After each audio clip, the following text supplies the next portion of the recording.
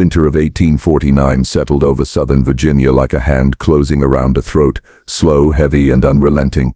The air itself felt bruised, and the frost crept into every unsealed board and broken window pane. At the edge of Ashwood County, 5 miles from the nearest town, stood a house that no one claimed. Its chimney still rose, crooked and blackened, above a roof half collapsed from neglect. The locals called it the widow's house, though no one alive could remember the woman's name. On the night of December 3rd, a carriage appeared on the frozen road leading toward that ruin.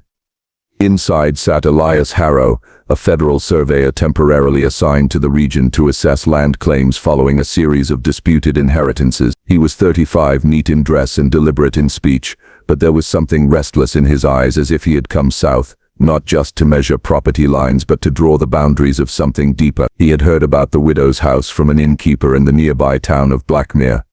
Belonged to a family named Klein, the man said, polishing a glass with nervous hands. Burned in 31. Widow lived another year before hanging herself from the attic beam. Said she still walks those halls calling for her children. Elias had smiled politely, accustomed to the region's folklore, but the next morning, a sealed letter arrived for him at the inn, delivered by a boy who couldn't name the sender. The envelope contained only a single page. Inspector Harrow, if you value the truth more than your peace, come to the widow's house before the year's end. There are things buried there that concern both the living and the dead. He had not been an inspector for years, hadn't used the title since leaving Washington after the debacle of the Marston case, when his testimony had condemned a man who might not have been guilty. Yet someone in this backwater county knew that name. Against his better judgment, Elias followed the instructions.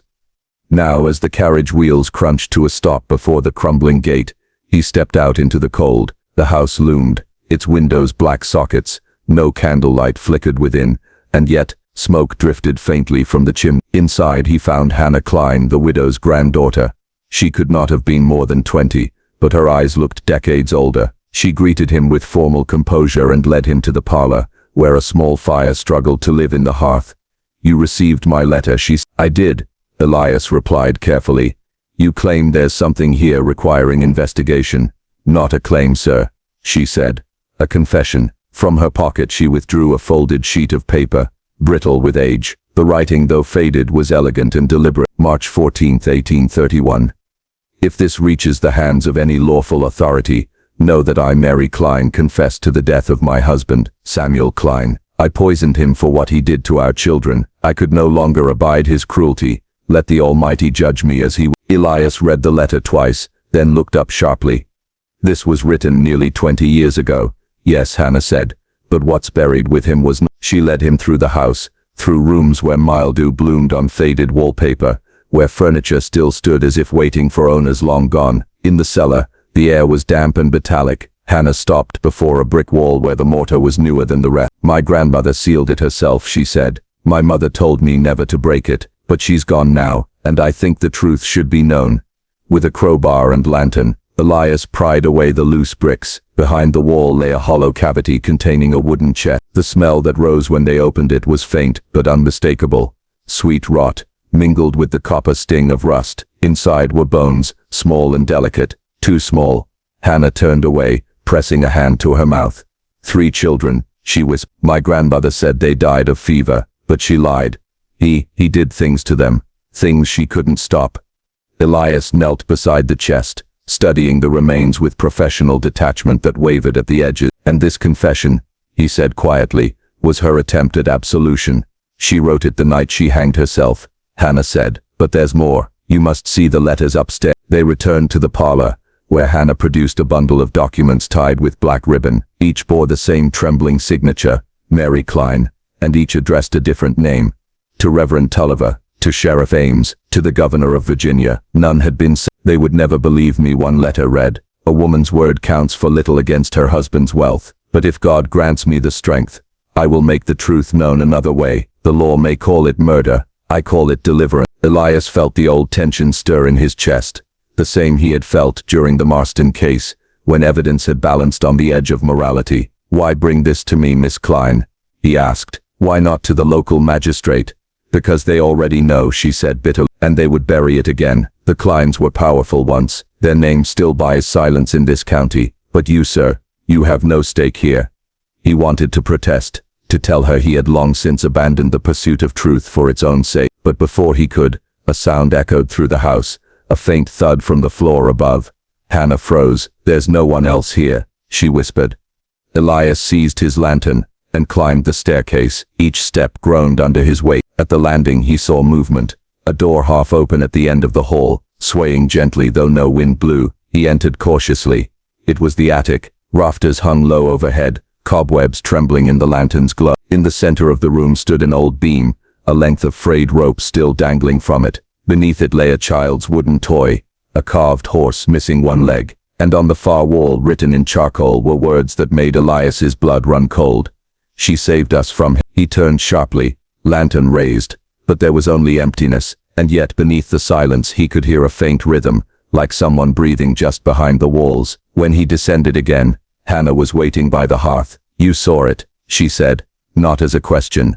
He nodded. "Who wrote those words?" "No one living," she replied. "They appear every year on the anniversary of the fire. I've scrubbed them away, painted over them, but they return. Sometimes, I hear their voices in the walls." Elias studied her. "And yet you because someone must," Hannah said simply, "until the truth is finished telling itself." They spoke long into the night. Hannah told him of her grandmother's last days, the strange fever that spread through the household, the screams that echoed from the cellar, the fire that followed. By dawn, Elias had filled pages with notes, but something in the air had changed. The house seemed to listen. That morning as he prepared to leave for town, he noticed the frost on the windows had melted into shapes resembling letters, thin trails of moisture, spelling out words that vanished as he blinked. "Do not leave her." He turned to ask Hannah if she'd seen it, but she stood by the doorway, pale and trembling. "Did you hear it?" she asked. "Hear what?" "A voice, calling your name." Elias heard nothing but the creak of the timbers, yet he could not shake the feeling that something had followed him from the attic, something invisible and patient. He left reluctantly, promising to return within 2 days. By the time he reached Blackmere, snow had begun to fall. At the inn the keeper stared when he mentioned Ashwood. "You went up there?" the man asked. "Sir, that house burned 20 years ago. I saw it with my own eyes." Elias said sharply, "The widow's granddaughter lives there still." The innkeeper's face drained of color. "Hannah Klein died last winter." Elias froze. "That's impossible." But when he rode back the next morning, the house was gone, reduced to blackened ruins beneath a crust of snow. Only the chimney stood, and beside it, a single set of footprints leading into the ashes. No return track. In the soot near the collapsed cellar door, he found a fragment of parchment, half burned, but still legible. "Inspector Harrow, thank you for coming. The truth is finished telling itself. Tell them she saved us from him. He stared at the signature until the ink blurred through his tears. Then from somewhere beneath the ruins came the faintest sound, 3 slow knocks, and a whisper that seemed to breathe his name. Elias Harrow did not sleep the night he found the ruin. The whispers from the ashes had followed him all the way back to Blackmere, faint, rhythmic, like breath caught between worlds. He told himself it was the wind moving through the pines, but the sound had shape. It spoke his name. By morning the snow had buried his footprint. The innkeeper would not meet his eyes as he left. "There are places in this county that remember too much," the man muttered. "Best to leave them be." But Elias had never been good at leaving things be. He had come south to survey boundaries, yet what he found at Ashwood had blurred the line between the living and the dead. He spent that day at the courthouse, demanding access to the county archives. The clerk, a narrow-faced man named Mr. Greeley, hesitated when Elias mentioned the Klein estate. That property was condemned after the fire of '31, Greeley said. Whole family gone, wife, children, servants, no surviving heirs. There was one, Elias replied, Hannah Klein. Greeley frowned. You must be mistaken. The widow had no grandchildren. Elias unrolled the confession he'd taken from the ruins, the one signed Mary Klein, March 14th. The ink had faded further overnight, the edges brittle from heat, but the signature was unmistakable. Greeley paled. Where did you find? In the house that burned, Elias said. A house that shouldn't still exist. The clerk swallowed hard and reached for a ledger. Then you should see this. The entry for Ashwood Estate listed the fire, the deaths, and the property transfer not to the state, but to a private buyer, a name Elias recognized with a cold jolt. Elijah Thornhill, of Montgomery, Alabama. The very same Thornhill, whose case had once crossed Elias's desk, years before. A man accused, then acquitted, of murdering an enslaved woman by starvation. The resemblance of names and dates was too sharp to ignore. Thornhill purchased Ashwood in 1834. Greeley claimed he wanted to rebuild, but the land never recovered. Locals said the soil went black. Elias leaned over the ledger. Was the property ever resold? Foreclosed in 42, abandoned since. Until now, Elias murmured. He left the courthouse with the old confession pressed to his chest, the snow crunching beneath his boots. Something in his mind kept repeating the words written in charcoal across the attic wall. She saved us from him. That evening, he wrote a formal report to the Federal Office of Land Adjudication, detailing his findings, the ruins, the confession, the contradictions in the record. He did not mention the voices. The Bureau had little patience for superstition, yet he ended the letter with a single uncharacteristic line. If the dead can leave testimony, I have received it. He sealed the envelope, intending to send it north the next morning, but as he reached to extinguish his lamp, a shadow moved across the wall, not his own. Who's there? He demanded. The shadow stilled. Then came a whisper, close to his ear. She's waiting for you. The lamp flickered out. The next day Elias returned to Ashwood. The ruins looked different under sunlight, smaller, almost pitiful. Yet when he stepped across the blackened threshold, the air shifted. It was warmer inside the perimeter of the foundation, as if the fire still lingered. He found the cellar entrance half buried beneath collapsed beams. The soil was disturbed. Someone had been digging. He cleared the debris until the entrance yawned open, dark and cold. A smell drifted upward, damp earth, and something faintly sweet. Inside the air was still. His lantern illuminated the same brickwork where he'd found the children's bones. The wall was sealed again, but the mortar was fresh. Someone had rebuilt it after the fire. Elias knelt, tracing the mortar lines. Who are you hiding now? He whispered. A noise answered from behind the wall. 3 soft knocks, then silence. He staggered back, heart hammering. Hannah, he called, though he knew she could not answer. If you can hear me. The knocks came again, slower this time, then a faint scraping sound, like nails dragging across brick. He raised the crowbar and began to break through. Each strike echoed like thunder in the small space. When the final brick fell, a gust of cold air burst from the cavity. Inside was no body, only a single object resting atop a folded cloth, a child's carved horse, missing one leg, the same toy he had seen in the attic. He unwrapped the cloth. Beneath it lay a journal, bound in cracked leather, initials burned into the cover. S.C. Samuel Klein. The pages inside were dense with cramped handwriting, daily entries that began as ordinary plantation records, but grew increasingly unhinged. March 1, 1831. The fever takes them one by one. Mary blames me, says I brought damnation on this house. She prays over their beds, whispering as if the Lord himself will answer, but the Lord hears me alone. March 5. The children talk in their sleep. They speak of a man with no face standing at the foot of their beds. Mary swears she cannot see him, but I do. He waits in the doorway and nods when I raise my hand to them. I think he approves. March 9. I fed them the draught again. They cried, but the crying stopped quickly. The man in the doorway smiled. Mary will understand when the fever passes. She will see that they are saved. Elias's hands trembled as he turned the final page. March 13.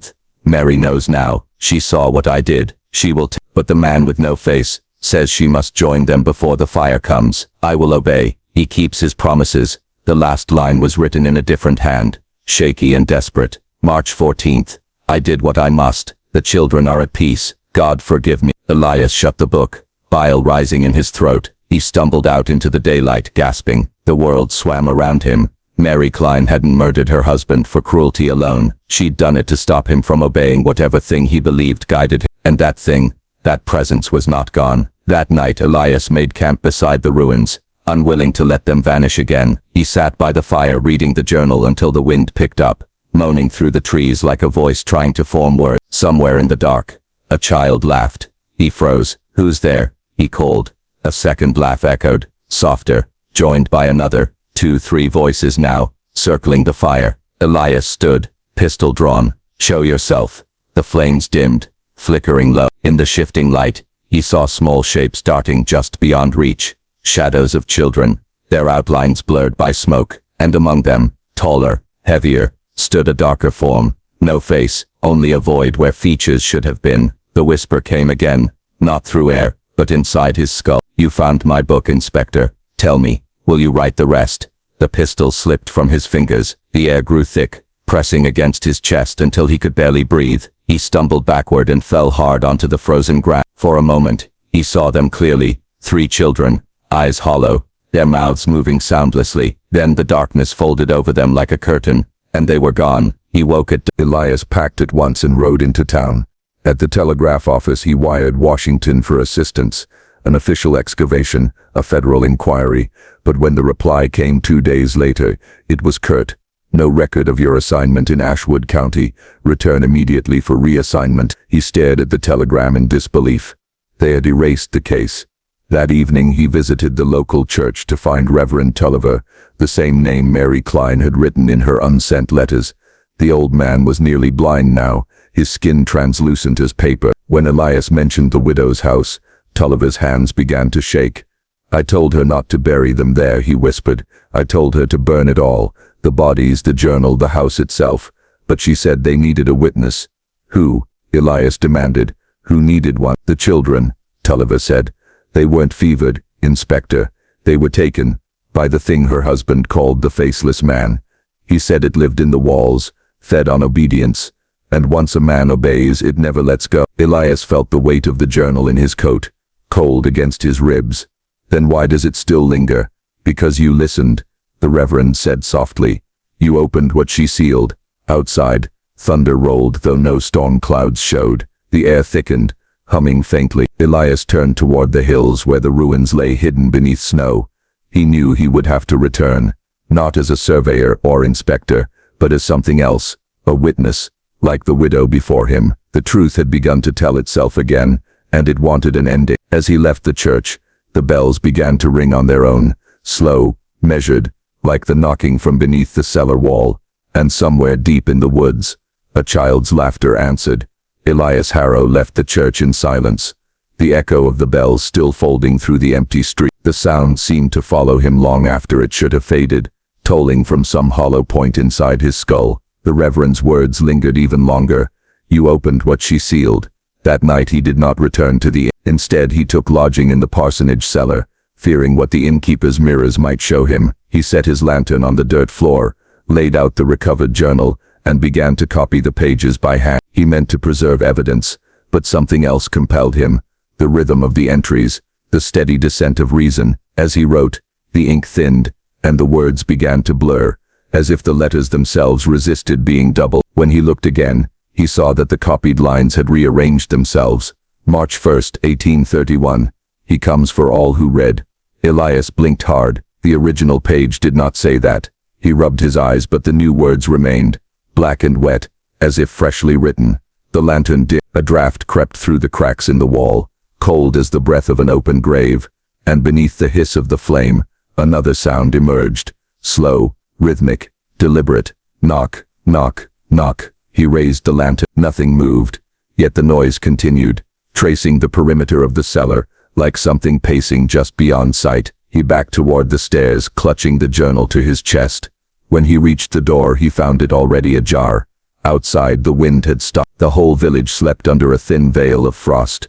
Only the church bell swung, slow and soundless now, its tongue of bronze caught in perpetual motion. The air smelled faintly of burnt sugar and rot.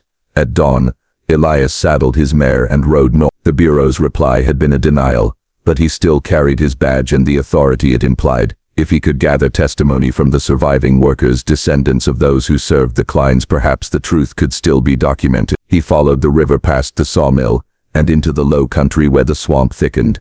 There he found an old woman named Dinah Gray, who had once lived at Ashwood as a laundress's daughter. She sat on the porch of a leaning cabin, shrouded in quilts, eyes clouded but still sharp. You want to dig where they already buried shame, she told him. That place been hungry since the fire. Tell me what you know. Elias said, about Samuel Klein, about the children. Dinah spat into the mud. Klein thought the Lord spoke through him, but what he heard weren't no Lord. He had a mirror hung above the cradle room, said it showed angels. My mama said it showed his own face, stretched till it had none.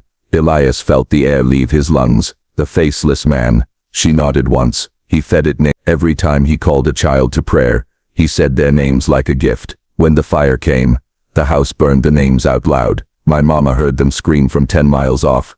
Did Mary Klein start the fire? She finished it, Dinah said, but that mirror cracked only half. You break something like that, you got to finish the break or it remembers.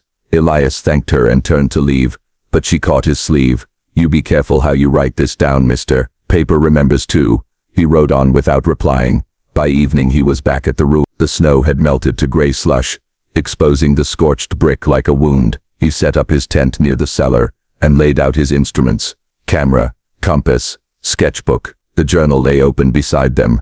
The pages stirred though no wind passed. He began to document systematically soil composition, degree of charring, remaining architectural features. It steadied him to use the language of science, even as dusk settled and the forest thickened with whispers. At the 9th entry of his field notes, his pen snapped. The ink spattered across the page, forming shapes that at first looked accidental, then unmistakably human. 3 faces, eyeless, and behind them, a taller outline, featureless, arms too long. He turned the page and wrote over the stain, but the ink refused to cling to the paper, beading and rolling off as though repelled. From the corner of his eye, movement, something standing in the far end of the cellar, where light barely reached. He lifted the lantern. No one, he whispered. Mary, and then quieter. Samuel. A voice answered, neither male nor female, drawn thin as smoke. You called me by name. The lantern flared white and went out. When it reignited seconds later, the cellar was empty, but the soil where the toy horse had been now bore the imprint of a hand, pressed deep and recent. That night Elias dreamed of the mirror. He stood before it in the ruined parlor, his reflection shifting, melting, until his face vanished entirely. He woke to find frost blooming on the inside of his tent and his own breath thick with soot. The journal lay open again, though he had tied it. A new entry had appeared in the same cramped script as Samuel Klein's. March 15, 1831. The inspector came. He reads, he listens, he obeys. Elias slammed the book shut, heart pounding. He left the camp at once, riding back toward town, determined to destroy the thing. But when he reached the main road, he found the way blocked, trees fallen in unnatural alignment, like ribs of a carcass. Beyond them the air shimmered as though from heat, though the wind was freezing. A figure waited in the center of the path, not ghostly now but solid, human height, draped in a black coat that might have once belonged to a man. No face, only smooth pale skin where features should have been. Who are you? Elias shouted. The figure tilted its head, imitating curiosity. When it spoke, the voice was his own.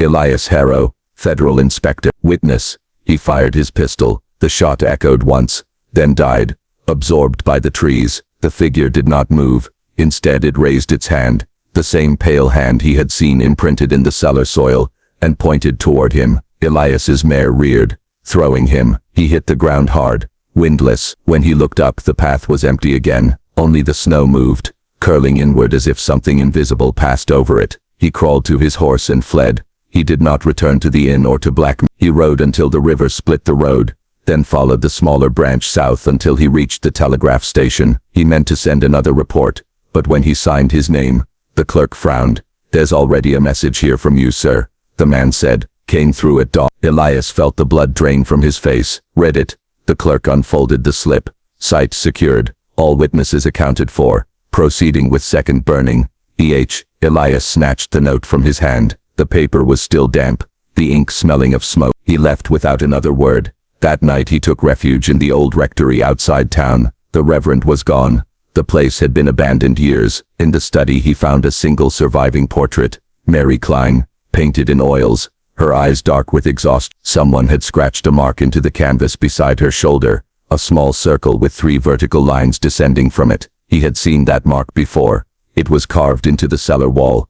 It was etched into the spine of the journal, and now it burned, faintly luminous on the back of his own hand. He stared at it until the skin blistered. When he blinked, the room shifted, its walls expanding and contracting with each breath he took, as if he stood inside a living thing. A whisper rose from every corner. Obedience. Then louder. Obedience brings peace. He dropped to his knees. What do you want? The air thickened. From the dark corner behind the desk, the faceless shape emerged again. It reached toward him, hand outstretched, offering something small, a folded scrap of paper. He took it. Written in his own handwriting were 3 words. Finish the record. The figure withdrew into the wall, vanishing like smoke through stone. When Elias awoke at dawn, the mark on his hand had darkened to black. His journal lay open to a fresh page, awaiting the next entry. He lifted his pen, hesitated, then began to write. March 16, 1831. The mirror calls again. The children wait. I will see what Mary saw.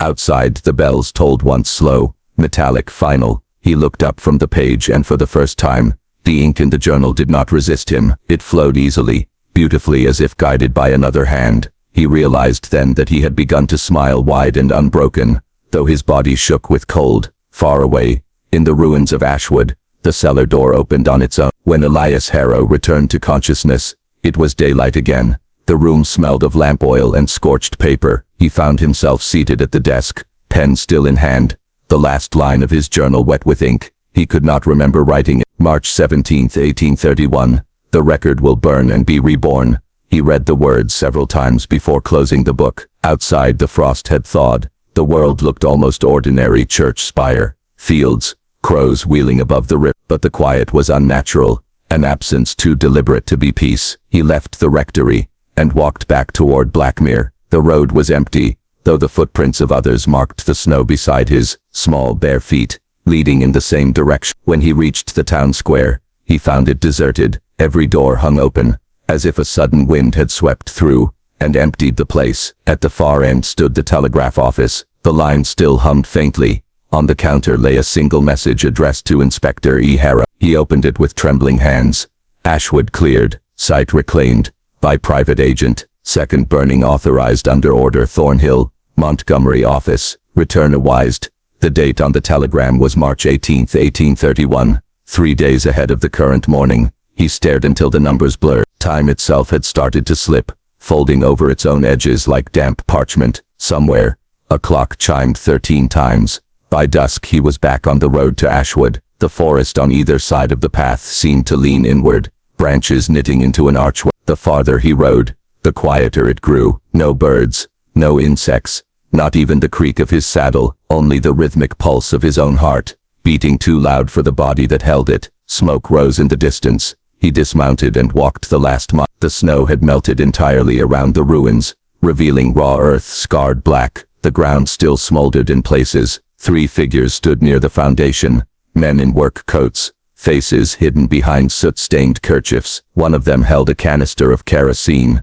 "What are you doing?" Elias demanded. The tallest man turned, revealing a badge stamped TM Private Commission, Thornhill and Morrow, Land Reclamation, clearing state property, he said. "We had orders." "From whom?" The man reached into his coat and handed him another telegram. The signature at the bottom made Elias's throat close. E. Harrow. He looked up. "I didn't send this." The man's eyes were dull, glassy. "Didn't you?" Before Elias could answer, the others began to pour kerosene over the foundation. The liquid hissed on contact with the earth, releasing a scent like singed hair. Elias stepped forward to stop them, but the tallest raised a revolver. "Orders are orders." The first match struck. Flame leapt greedily across the ground, racing along the old brick outline like veins igniting beneath skin. The men did not move. They simply stood, watching, their faces expressionless behind the masks. When Elias shouted, none of them turned. He grabbed the nearest by the shoulder. The man collapsed instantly, hollow as a paper effigy, the kerchief falling away to reveal a charred cavity where a face should have been. Inside, only ash. The fire roared higher. Elias stumbled back, choking on smoke. Through the flames he saw figures moving in the cellar. Small shapes, luminous against the dark, rising one by one like children waking from sleep. Their mouths opened soundlessly, and though he could not hear them, he knew they were reciting names. His name among. He fled into the trees, but the light followed him, casting shadows that did not match his movements. Each time he looked over his shoulder, he saw another version of himself walking behind, slower, darker, featureless, the echo of his own form. At last he collapsed near the riverbank. The air was dense with the smell of burning pitch. When he raised his head, he saw that the water ran black with ash, its surface rippling with faint reflections of faces. Mary, the children, Samuel, and finally his own. Eyeless, mouth wide in a silent hymn. He closed his eyes and prayed for the first time in years. The prayer had no words, only a desperate wish for forgetting. When he opened his eyes again, dawn had broken. The fire was gone. So was the estate. Only a scorched hollow remained, steaming gently in the morning frost. He stood on unsteady legs, feeling older than his years. On the ground where the house had stood, lay a single intact object. The mirror, its frame blackened, but unbroken. Its surface shimmered faintly, reflecting nothing at all. The glass pulsed once. Mary Klein looked out at him, her expression both pleading and resigned. "Why did you come back?" she asked. Elias reached toward her, fingers trembling. "To finish what you began." Her reflection shook her head.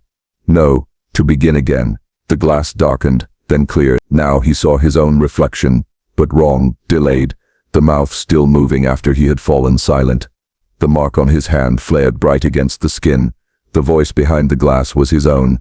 Second burning complete. Record secure. He stumbled backward, horrified. The mirror's surface rippled once more, and for a moment he saw the cellar, not ruined, but restored, its walls whole again, the journal lying open on the table as if waiting. Then the vision faded. Only his reflection remained, grinning faintly, its eyes two blank hollow. Elias wrapped the mirror in his coat and carried it to the river. He meant to sink it, to let the current drag it into oblivion, but as he waded in, the water recoiled around his boots, refusing to take it. The glass vibrated in his hands, humming low, almost mechanical. A whisper filled the air. "Fire cleanses. Water remembers." He dropped the mirror, but it did not fall. It hovered just above the surface, light bending around it. For an instant he saw inside hallways lined with doors, each marked with dates and initials. Behind one of them, faint sobbing. Behind another, laughter. All waiting. Then the river surged upward, swallowing him whole. He surfaced hours later on the opposite bank, coughing black water. The mirror lay beside him, dry, spotless. In its reflection, the forest was gone. Behind him rose a field of white wooden crosses. Each bore a name: Mary Klein, Samuel Klein, Hannah Klein, Dinah Gray, Elias Harrow. He touched the one with his own name. It was warm. That night he returned to the rectory, feverish, shaking. He tried to burn the journal, but the pages would not catch. The ink only deepened, lines crawling across the surface like veins spreading through flesh. He tore them out one by one, and with each page destroyed, another appeared at the end, his handwriting repeating the same phrase endlessly: "Finish the record. Finish the record." At last he threw the entire book into the fire. The flames turned blue, then white, and a cry rose from the chimney, long and childlike. When the fire died, the book lay intact, open to a single new entry written in delicate hand: March 19th, 1831, second burning successful. Site contained. Subject assimilated. He stared until tears blurred the words. Then in the quiet that followed, he heard the faint tick of a watch. He looked down. In his palm lay a silver pocket watch he had never seen before, engraved with 3 vertical lines descending from a circle. He opened it. Inside, instead of a dial, was a mirror. His reflection smiled back, faceless. At dawn, smoke rose once more from the direction of Ashwood. Travelers later reported a single figure standing amid the ashes, coat flapping in the wind, holding something bright in his hand. Some said it was a mirror, others a book that bled light through its binding. When they reached the site days later, nothing remained. Only scorched soil and a solitary mark burned deep into the earth. A circle with 3 descending lines. The Bureau's final record listed the incident as resolved. No mention of Inspector Harrow appeared in any subsequent reports. In 1871, 40 years later, workers digging the foundation for a telegraph relay in Blackmere uncovered fragments of black glass, fused into the shape of a mirror. Each fragment reflected something different. One showed the digger's face, another the sky, another a child's empty cradle. When gathered, the reflections formed a single whole. That night, the foreman who catalogued the find was found burned to ash inside his tent. The telegram he had written lay beside him, half sent. Reconstruction complete, awaiting further orders from E.H. It is difficult to say precisely when the inquiry changed from study to obsession. The early notebooks, those dated between February and August of 1834, are disciplined, almost ascetic, neat columns of observations, patient diagrams of bone and muscle, careful notations of pulse, temperature and weight. Yet by autumn, the handwriting, the margins fill with fragments of scripture, corrections, arguments with himself. Something was turning inward. The entries from September 6th onward mention a series of procedures, though the descriptions are vague. One reads simply, trial with subject of earth, concluded, structure confirmed, transmission probable. Transmission of what? The later pages make the implication clear enough. What began as genealogical curiosity, an attempt to trace a family illness through generations, had become a fixation on proving that the defect was not illness at all, but design, that someone, perhaps God himself, had meant the ashwood blood to change shape. By the winter of 1835, Reverend Silas wrote only at night. His servant described him moving through the empty rectory with a lantern and surgical kit, whispering to the walls. Parishioners noted the sound of sawing after midnight, and the smell iron and vinegar drifting through the cold air. When Inspector Grieve reopened the case 20 years later, those same notebooks were found wrapped in linen inside the rectory's crawl space, alongside 3 small wooden boxes labeled specimens. Inside each was a single human tooth, drilled through the root and threaded with wire. A memorandum preserved in the diocesan archive, dated June 4, 1836, offers the first official hint of what had taken place. Having visited the Ashwood property in consequence of repeated complaints by parishioners, I found Reverend Silas unwell, and much altered. He spoke at length of inheritance, of transference of will through marrow and seed. I urged him to take rest. He replied that rest was impossible until the body had confessed its design.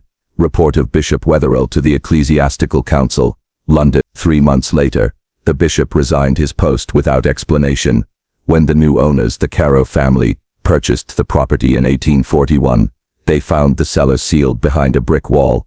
The foreman, believing it a matter of damp or rot, ordered it broken open. Inside were the remnants of a workroom, a long oak table scarred by knives, shelves lined with jars of fluid so dark that the glass looked painted from within. Most were empty, but a few contained indistinct shapes, lumps of pale matter that had long since lost definition. The jars were buried on the far edge of the orchard, under orders of the magistrate. In his 1852 affidavit, one of the laborers recalled something else. Beneath the floorboards near the table he had found a narrow metal instrument, part scalpel, part quill, engraved with a verse from Job. And yet in my flesh shall I see God. He had kept it, he said, for luck. When questioned by the inspector years later, he confessed the object had grown rusted black and brittle, and that his youngest son was born with a thin scar along his spine that no physician could explain. Grieve's own correspondence during the later investigation reflects growing unease. In a letter to his superior dated October 18, 1853, he writes, "It would be convenient to dismiss the Reverend's conduct as madness, yet the pattern resists that conclusion. Each subject bears relation to the next. Each generation shows signs of the same deformity at the same age. If his notes are accurate, the alteration breeds true. Whatever he sought to isolate has endured. What he meant by alteration is never directly stated, though witnesses described the Ashwood descendants as pale, with strangely luminous eyes and an aversion to direct sunlight. By the mid-century census, the family had dispersed through rural parishes, often changing names. Birth records grow inconsistent, deaths unregistered. One document, undated but written in the same slanted hand as Grieve's later notes, appears to summarize an experiment. Observation: subject retains lucidity through fasting. Appetite diminishes but cognition sharpens. After the 7th day, veins rise to surface.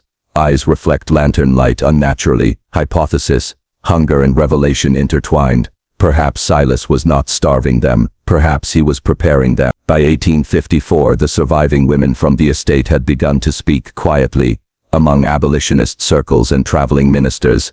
Their testimonies echoed through courtrooms and pamphlets, always accompanied by an unease that had little to do with politics. They spoke of the Reverend's method, of how he believed sin could be bred out by denying the flesh what it desired most. They spoke of an illness of faith, inherited and refined, a curse disguised as doctrine. Grieve compiled their statements into a single ledger, labeled Casebook 5, on the preservation of spirit, through the withholding of sustenance. The preface reads like both confession and warning. The hunger he taught was not metaphor, it was the instrument itself. In the hollow of the stomach he believed the soul made room for God. Whether or not one believes this, the fact remains that the practice continued among his line long after his death. In the Ashwood crypt, sealed in 1838 and reopened briefly in 1871 for repairs, masons reported hearing a whispering draft, though the chamber had no external vent. The lead coffins were dry and intact, but the bones within were lighter than they should have been, nearly weightless, as though drained of substance. One worker swore that when he lifted the lid of the Reverend's coffin, the body within exhaled a faint breath of air, so cold it burned his lung. That same night he fell ill, and did not recover. The death certificate lists consumption. Locals called it the Ashwood wasting. What matters, perhaps, is not whether any of this can be proven but how thoroughly it fits together. The journals, the letters, the testimony, the physical traces, all cohere into a single design, a theology of starvation, a belief that the boundary between flesh and revelation can be crossed through deliberate deprivation. The Reverend called it the inherit. His descendants call it something else, though the term appears only once in the margin of a ledger found at the rectory in 1892. To withhold is to remember. By the spring of 1855, Inspector Grieve had resigned himself to the impossibility of conventional explanation. The Reverend Silas Ashwood, though dead for 20 years, left behind traces of a logic that defied both medicine and morality. What had begun as theological inquiry and genealogical diligence had grown into a methodical system, an inheritance of control passed from flesh to flesh. Grieve's notes from March 12, 1855 reveal a growing obsession. I cannot dismiss the testimony. Each descendant displays anomalies, subtle but unmistakable, a brightness in the iris, faint enough to escape casual notice, a pallor that seems to resist sun, a tendency to long fasts that by all accounts enhance rather than weaken vitality. These are not accidents. The Reverend's journals suggest he believed the body could be disciplined, its material needs minimized to free the spirit. When questioned, local physicians insisted that malnutrition inevitably led to weakness, delirium, and eventually death. Yet the Ashwoods endured. They were frail in appearance but astonishingly resilient, able to survive days without sustenance and recover with what would have killed ordinary persons. The property itself seemed to respond to the Reverend's doctrine. The rectory, now abandoned and claimed by Ivy, held hidden compartments. During one of Grieve's investigations in June 1855, he discovered a subterranean passage beneath the chapel floor, leading to a small chamber, whose ceiling bore faint scorch marks. Inside were 13 jars of fluid, some containing mummified organ tissue, others with pale, almost translucent remnants of flesh. Each jar was labeled in the Reverend's hand with cryptic notation: Subject 7, 11 days, eyes reflective; Subject 9, 5 days, cognition sharp. The meaning of these annotations eluded Grieve. The numbers suggested chronology, but the repetition of eyes reflective indicated a characteristic deemed crucial by the Reverend. It was as though he believed that the body, deprived, could reveal the hidden workings of the mind, or perhaps the soul itself. In letters from former tenants, the psychological impact of the Reverend's regimen becomes evident. A surviving governess, Mary Whitcomb, wrote in 1847, "Children do not speak unless prompted. They watch with stillness that is unnatural." One child, Eleanor, refused food for 3 days, insisting the Reverend wished to see her spirit awake. She appeared luminous at night as if the candlelight passed through her rather than reflected from her skin. I confess I cannot explain it. Such descriptions, when combined with the journals, imply not merely starvation, but a deliberate alteration of physiology, an experiment both cruel and meticulous. Grieve later noted, if the Reverend intended harm, he was precise, almost surgical. Yet these children, and later their descendants, survived, their bodies adjusted. Their endurance is not natural. This is no ordinary malnutrition. It is adaptation guided by an extraordinary intellect. By 1856, Grieve had compiled a catalogue of 12 surviving descendants. All displayed the same traits: pale complexion, luminous eyes, extraordinary resilience to fasting, and an almost preternatural patience. Some testified that they could remain alert for days in isolation, observing phenomena imperceptible to ordinary sense. One man, Jonathan Ashwood, later reported seeing the whispering drafts in the rectory crypt. He paused to reflect on the moral implications. Could such a practice, if perpetuated, alter human physiology permanently? Could the will imposed on flesh be inherited like genetic code? He could not dismiss the possibility. Letters and notes from the Ashwoods themselves provide eerie corroboration. In a letter dated August 12, 1857, Margaret wrote to a cousin, "I remember the hunger as an old friend. I call it friend because it has taught me patience, clarity, and endurance. Father and mother warned me never to misuse it, but I understand. The body listens if the mind commands." Reverend Silas was right. We are vessels, and we must remain vigilant. The inheritance is ours whether we choose it or not. Grieve commented, "This is not folklore. This is instruction. It is impossible to determine how many others within the Ashwood line adhere to this principle. The consequences for both body and mind are beyond comprehension. I fear the method may endure long after the Reverend's life. In late 1857, further inspection revealed a ledger bound in lead. The cover bore the Reverend's signature and an unfamiliar seal, a crescent moon overlaying a human hand. Inside were meticulous records of body mass, fasting intervals, pulse rates, and ocular reflections, meticulously charted over years. Grieve recognized the methodology as rigorous, far beyond anything in contemporary medical texts. The entries suggested the Reverend had measured psychological, spiritual, and physiological responses in tandem. The final entries, dated shortly before his death, read, "Observation complete, subjects capable of sustaining hunger beyond natural limits. Cognition unaltered, reflexive responses heightened. Eyes reflect the light, the spirit is evident in the marrow. Inheritance secured. May the work endure. S.B. By 1858, Grieve's report had grown into a compendium of more than 300 pages. He concluded with a warning. The Ashwood method is unique, systematic, and replicable. It demonstrates the extent to which ideology can shape the body when rigorously applied. Whether it is ethical, moral, or natural is irrelevant. The fact of its effect is undeniable. Future generations should treat the Ashwood legacy with caution. The inheritance, though intangible, is palpable and enduring. It persists in marrow, in tissue, in habit, and in memory. The report was filed but suppressed, largely because of its unsettling implications. To acknowledge it publicly would have forced society to confront the deliberate shaping of human physiology, not through violence or accident, but through persistent, controlled deprivation. In the final pages of Part 6, Grieve writes of his lingering dread.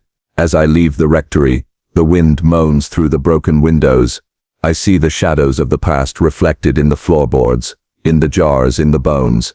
I hear faint whispers, almost voice. They speak of instruction, patience, endurance. I cannot tell if this is imagination or residual energy. I suspect it is neither. The Reverend's work and the obedience it commands remains in the blood and will continue until forgotten. And I doubt it will be forgotten. The rectory fell to ruin shortly thereafter.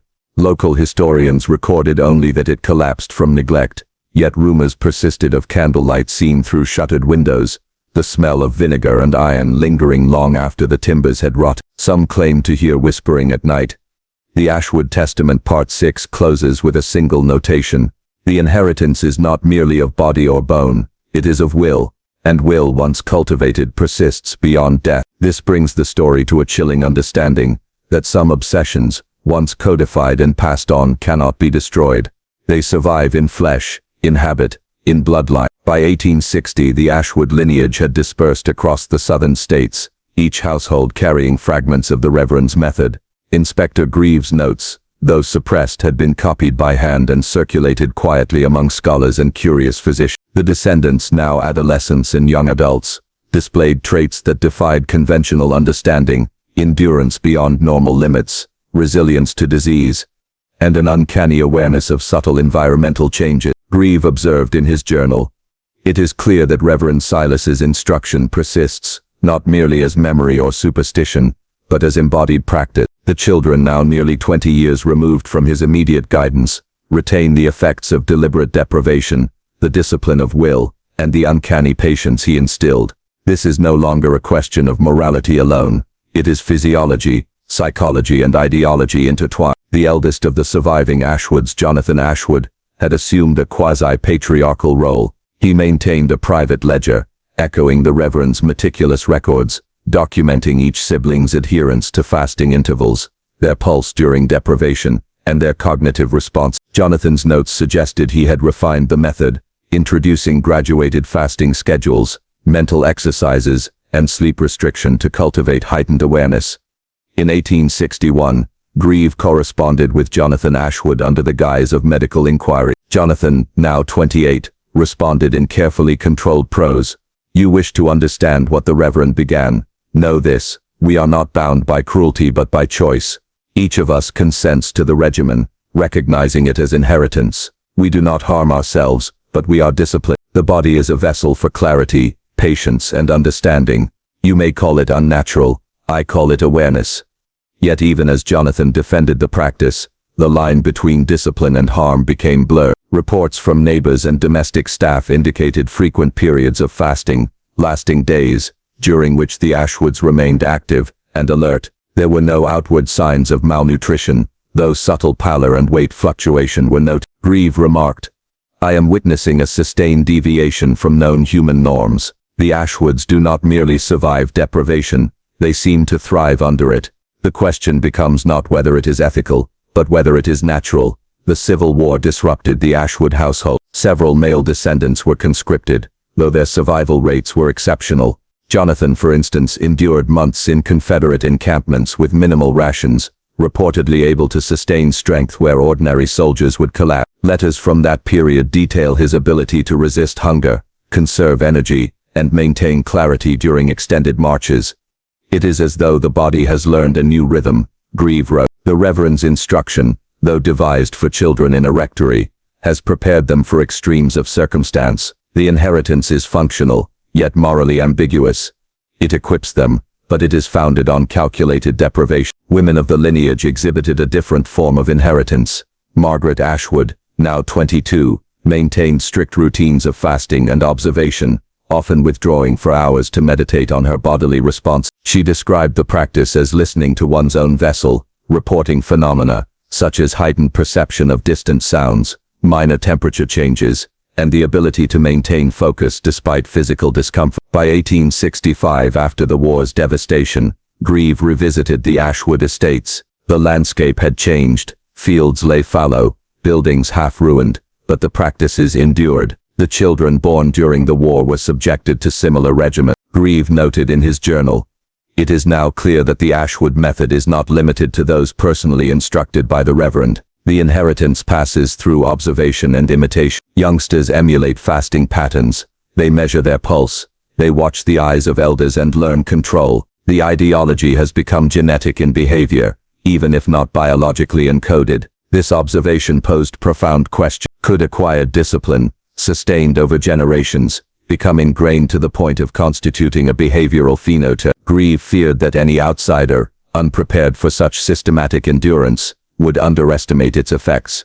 By 1870, the Ashwood descendants had dispersed further north. Jonathan had established a household in Tennessee. Margaret and her sisters moved to Kentucky and Missouri. Reports from these new locations described astonishing feats: children walking long distances without fatigue, adults surviving illness with minimal sustenance, and heightened sensory awareness in adverse conditions. Grieve corresponded with former acquaintances who witnessed these events firsthand.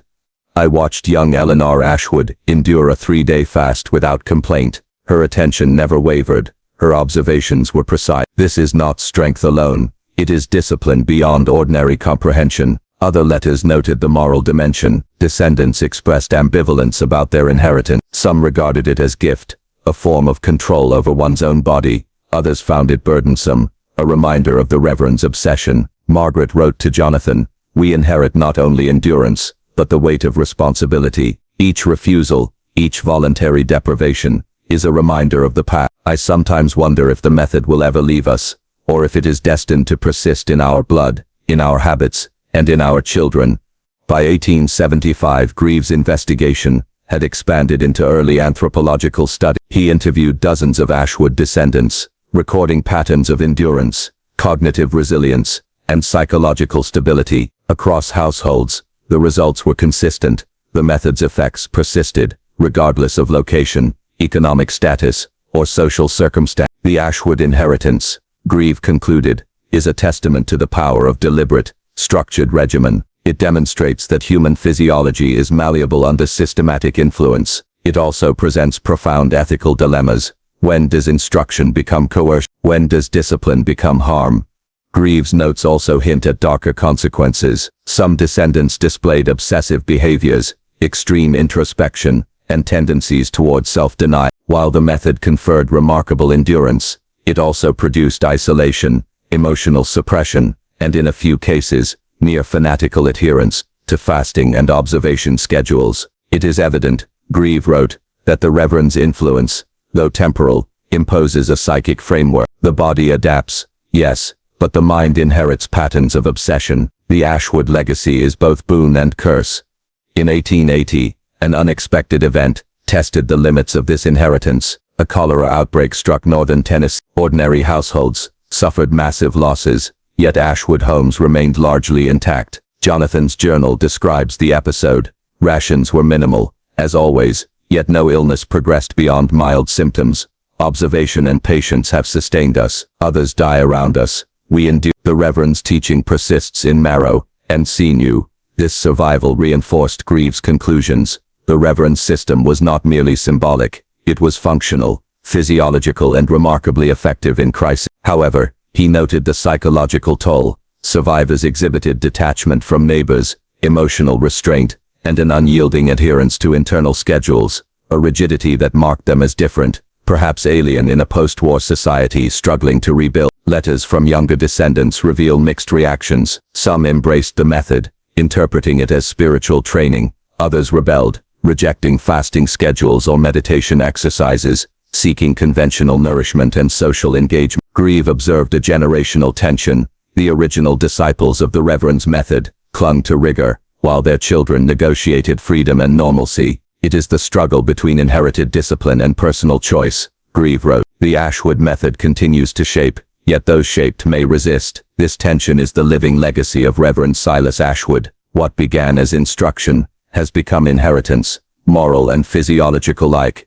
By the late 1880s, Grieve's records become increasingly philosophical. He reflects on the broader implications of the Ashwood phenomenon. We cannot dismiss the Ashwood inheritance as curiosity. It is evidence that deliberate cultivation of the body can produce outcomes far beyond contemporary expectation. It also demonstrates the permanence of ideology when embedded in practice. The Reverend's vision endures, not in sermons or statutes, but in flesh, in habit, in memory, and so long as it persists, it challenges the very boundaries of ethics, medicine, and human possibility. The final entry of Part 7, dated December 12, 1889, reads, I leave the Ashwood study with unease. The line between discipline and harm, inheritance and coercion, is perilously thin. These descendants embody both promise and peril. It is my hope that future scholars, physicians and moralists, will study the Ashwood method carefully, discerning its lessons, without replicating its dangers. The inheritance is real,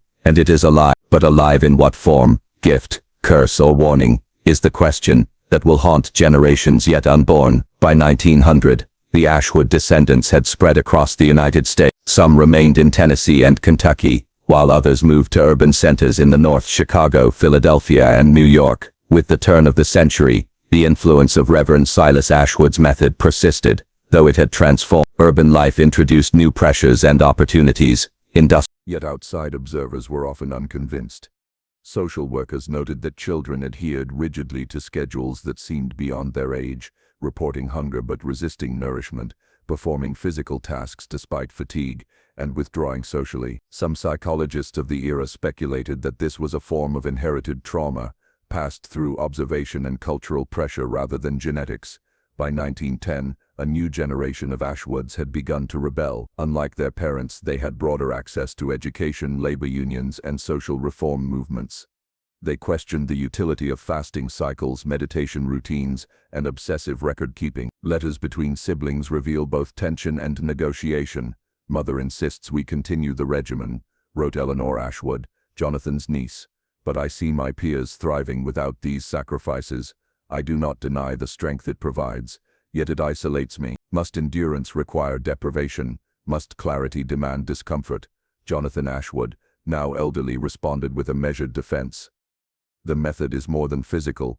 It is preparation, inheritance, and discipline of will. One may reject its form, but its principles are embedded within our lives, whether consciously acknowledged or not. You may alter the practices, but the legacy cannot be undone. Grieve's notes from visits in 1911 capture the clash between inheritance and autonomy. The younger Ashwoods navigate a world unfamiliar to their elders. Industrialization, urban life, and expanding educational systems challenge the old regimen. Yet, despite rebellion, they retain extraordinary resilience, mental clarity, and pattern recognition. It seems the Reverend's influence has transcended method, embedding itself in habit, expectation, and familial psychology. World events soon tested the Ashwood inheritance again. The First World War broke out in 1914, and many Ashwood's men and women volunteered or were conscripted. Reports from Europe described their remarkable endurance. Soldiers and nurses able to work long hours, sustain themselves with minimal food, and maintain composure under extreme stress. Margaret Ashwood's diary recounts, "My nieces and nephews in France report hunger and fatigue. Do not bend them. They remain attentive, organized and observant in ways that astonish officers and comrades alike. Our inheritance functions as intended, though I worry for the psychological consequences. Discipline without reprieve is a heavy burden." By 1918, as the war ended, the Ashwoods returned to the United States, carrying both stories of survival and warnings of obsession. Letters from the front line describe a mixture of pride and guilt. Their endurance saved them and others, yet it reinforced habits of self-denial and emotional suppression. In cities, the Ashwoods experimented with public engagement. They joined lectures on nutrition, hygiene, and early psychology, offering demonstrations of endurance and observation as educational tools. Margaret Ashwood lectured in Philadelphia, presenting the family's methods as examples of disciplined mental and physical training, careful to emphasize voluntary participation and informed consent. Yet beneath the surface, the original methods persisted. Greaves' notes reveal, even when framed as education or demonstration, the Ashwood regimen continues. Children practice fasting, record heart rates, monitor cognitive performance, and meditate for hours. The public sees only a sanitized version. The private practice remains rigorous and precise. Inheritance, in its most potent form, is impervious to public scrutiny. By 1920, the Ashwood households faced a generational decision. Should they adapt fully to modern life, abandoning fasting cycles and strict observation, or continue the inheritance of endurance and restraint? Debate was intense. Margaret Ashwood argued for adaptation. The world has changed. Our survival no longer depends on deprivation. We may preserve what is useful, mental clarity, focus, organization, but we need not impose suffering where it is unnecessary. Jonathan Ashwood, now 70, remained a staunch defender. Discipline is never unnecessary. It teaches limits, strengthens will, and prepares the body for adversity. Even if modern life softens demands, the principles remain valuable. The compromise adopted by many households was selective. Observation, mental training, and measured fasting remained, but extreme deprivation and isolation were reduced. Children attended schools, played with peers, and integrated into society while retaining elements of endurance and mental rigor. Greaves' final observations in 1925 highlight the paradox of the Ashwood inheritance. The method, devised by a single man in a rectory more than 70 years ago, has survived, adapted, and spread. It persists as a mixture of physical training, psychological conditioning, and moral expectation. It confers resilience, clarity, and endurance, yet it carries the weight of isolation, obsession, and inherited responsibility. The Ashwood legacy demonstrates that human adaptability is profound, but it is inseparable from the moral and psychological consequences of the methods by which it is achieved. Letters from Margaret and younger Ashwoods confirm the continuity. "We are different from our neighbors," Margaret wrote in 1926. "We endure, observe, and think differently. The inheritance persists. Though we shape it for modern life, we are neither punished nor exalted, only prepared in ways the world may not understand."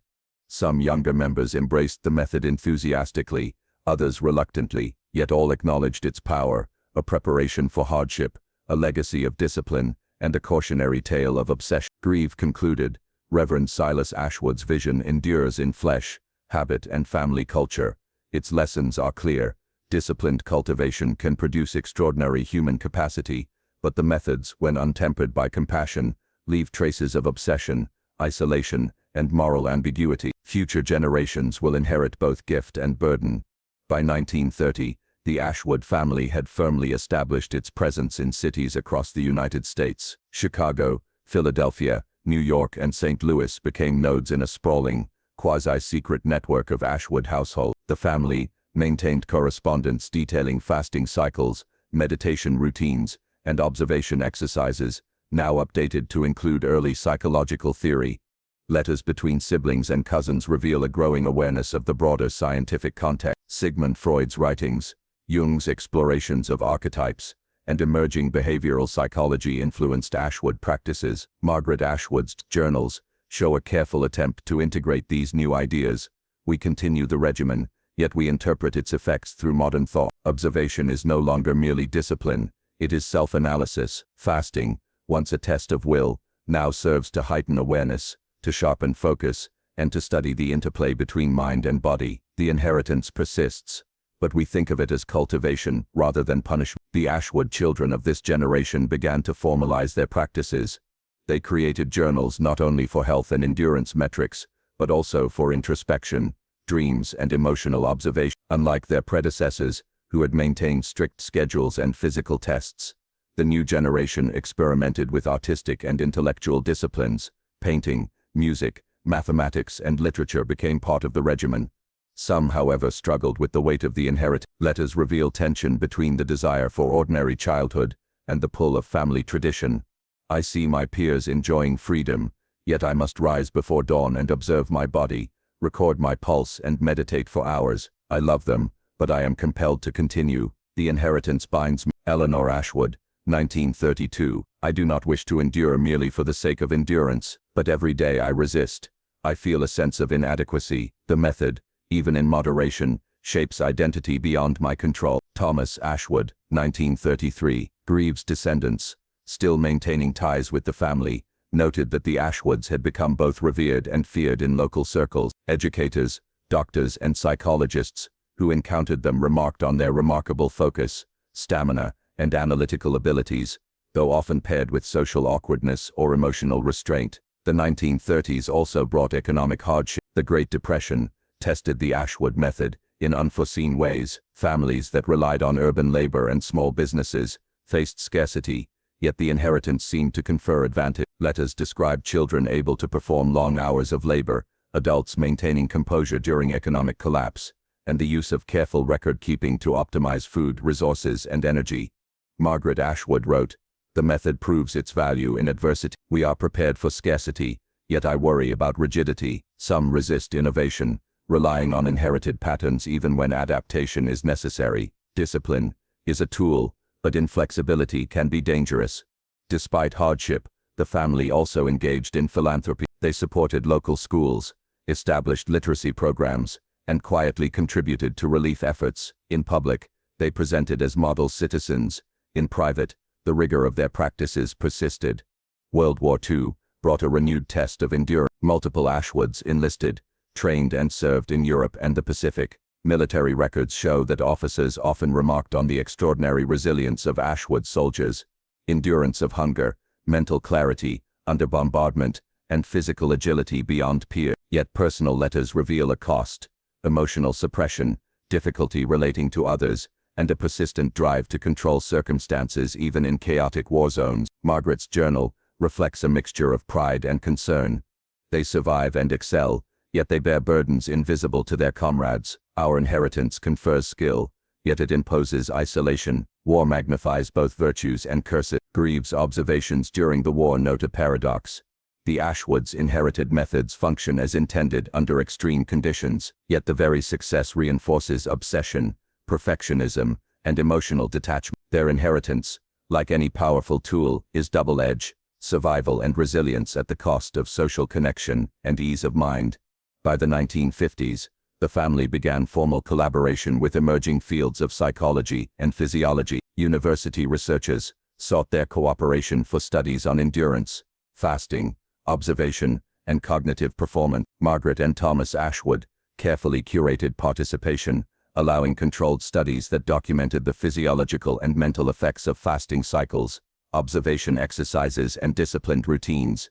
The Ashwoods present a rare opportunity, wrote one researcher. Their practices offer measurable data on human endurance, self-control, and cognitive performance under voluntary deprivation. Yet we must recognize that these practices are culturally inherited and psychologically imposed. They are not mere exercises, but a lived intergenerational experiment. Letters between family members reveal ambivalence. We consent to study, yet we guard our secrets. The method is our inheritance. Exposure risks corruption. Still, scientific collaboration is unavoidable. Observation in this century must coexist with societal scrutiny. Thomas Ashwood, 1955.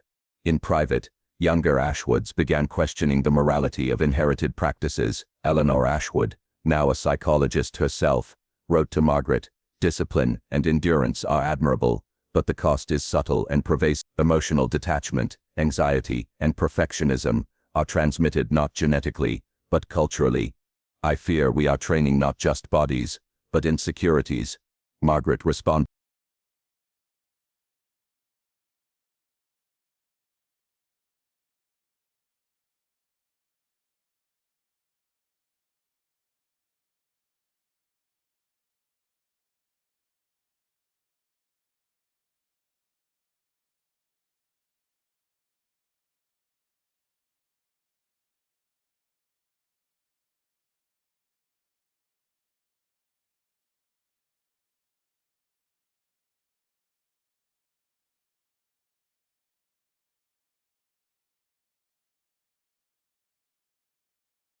True, but we are also preparing for hardship and cultivating focus.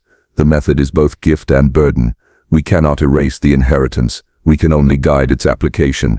This philosophical debate became central to the Ashwood household. Some embraced modern adaptations, meditation, observation, and selective fasting.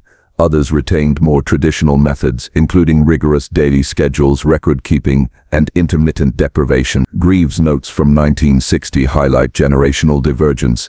The Ashwoods now operate as a hybrid culture. The inheritance persists but adapts. Urban life, science, and modern psychology moderate extreme practices, yet the imprint of Reverend Ashwood's original method remains. Children inherit resilience, focus, and self-discipline. They also inherit obsession, compulsion, and emotional rigidity. The method functions in new contexts, but moral and psychological consequences remain unresolved. The mid-20th century also brought legal and social oversight. Labor laws, child welfare statutes, and educational mandates limited extreme practices. Families adapted by framing the method as cognitive training, meditation, or health exercise, ensuring compliance while preserving Letters reveal ongoing tension.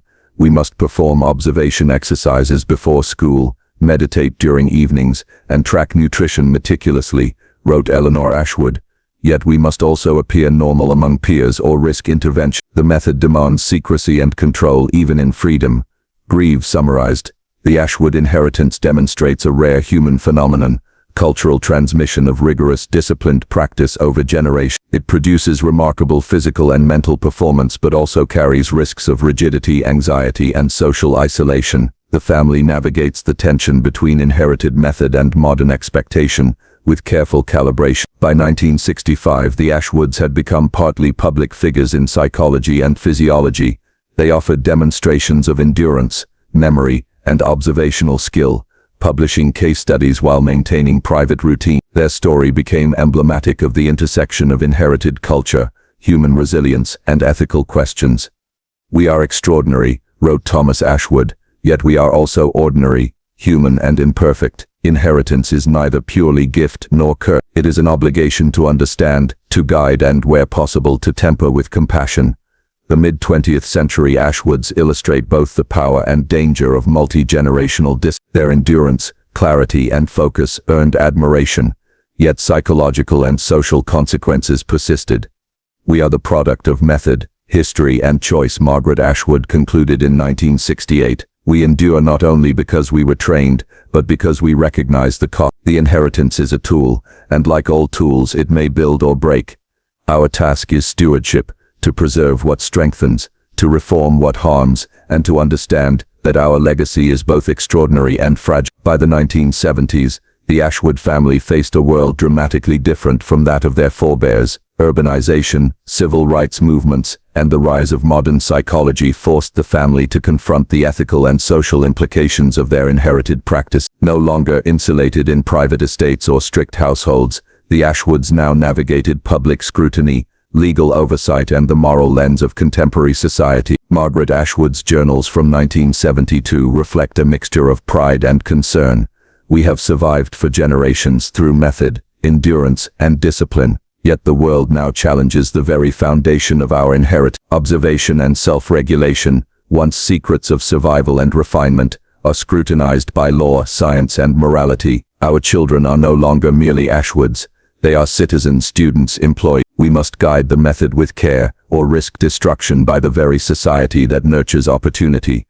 The younger generation of Ashwoods increasingly questioned not only the morality of the practices but also their relevance. Eleanor Ashwood, now a professor of psychology at a major Midwestern university, conducted research into the long-term effects of inherited discipline. Her findings were illuminating.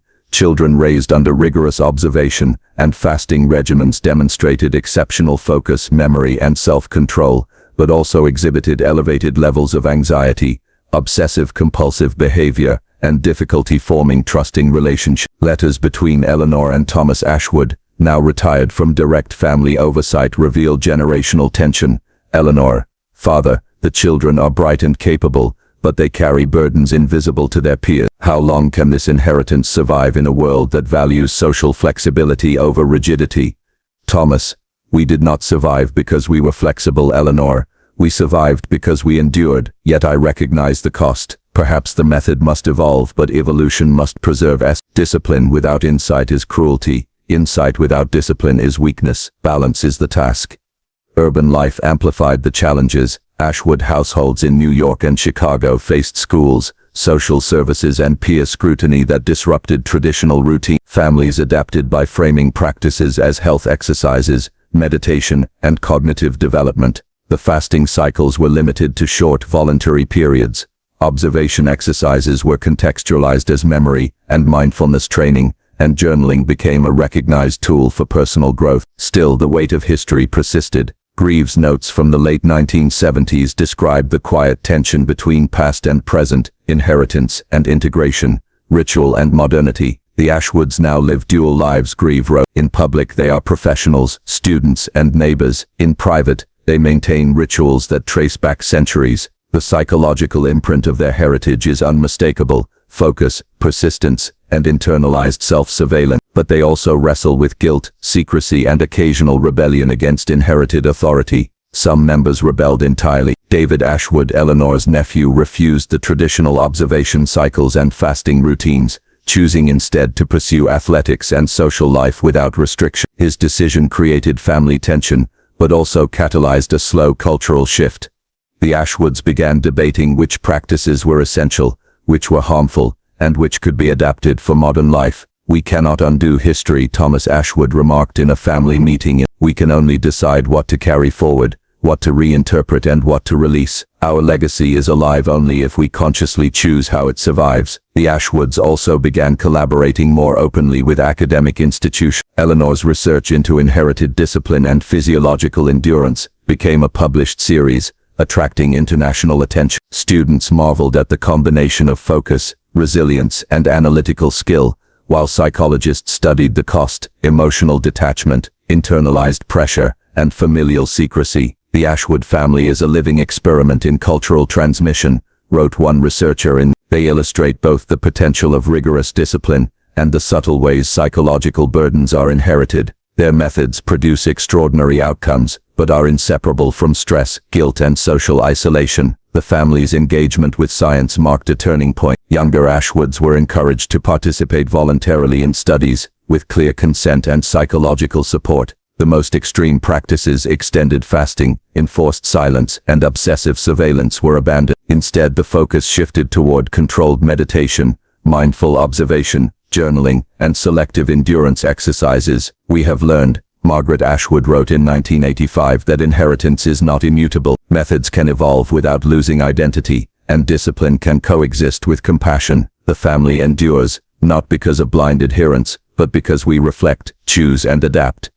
At the same time, the Ashwoods confronted ethical accountability. The legacy of past extremes, the fasting, the enforced observation, the secrecy, was now subject to moral and legal scrutiny. Family meetings debated the proper way to address history.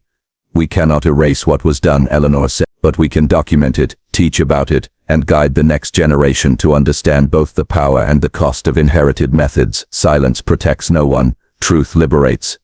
Thus began the process of public reckoning. The Ashwoods donated family journals and records to universities, archives, and research institutions, framing their history as a cautionary tale.